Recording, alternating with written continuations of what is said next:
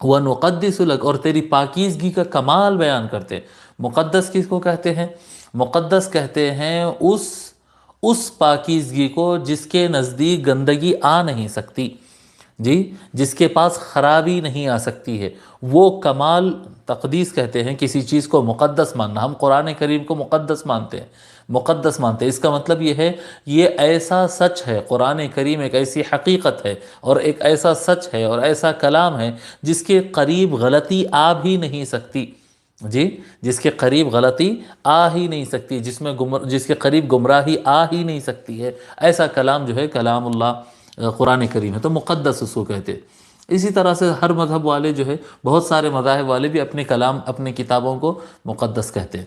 روح القدس کہتے ہیں حضرت جبرائیل علیہ السلام کو، روح القدس کہتے ہیں ان کو قدس کیوں کہتے ہیں؟ اس لیے کہتے ہیں کیونکہ اللہ تبارک و تعالی ان کے ذریعے وحی بھیجاتا ہے انبیاء پر۔